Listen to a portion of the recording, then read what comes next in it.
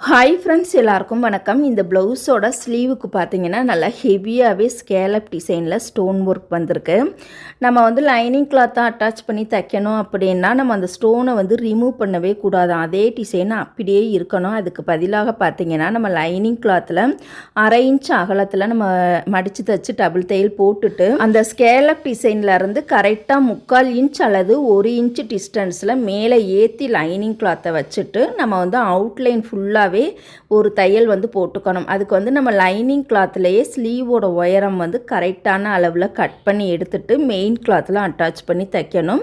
தச்சு முடிச்சதுக்கு அப்புறமா நம்ம வந்து உள்பக்கம் வந்து ஹெம்மிங் பண்ணிக்கலாம். ஒருவேளை இப்போயே உங்களுக்கு ஹெம்மிங் பண்ண டைம் இருந்ததா அப்படின்னா ஹெம்மிங் பண்ணிவிட்டு நம்ம ஸ்லீவ் ஜாயிண்ட் பண்ணி சைடு வந்து இணைச்சிக்கலாம். ஸ்லீவுக்கு சைடில் பார்த்தீங்கன்னா நான் வந்து எக்ஸ்ட்ரா 2 பீஸ் வந்து கொடுத்துருக்கேன். துணி பத்தலைங்கிறதுக்காக கீழே உருட்டி தைச்சிக்கலாம். இது சின்ன கைங்கிறனால உருட்டி நான் தைக்கலை.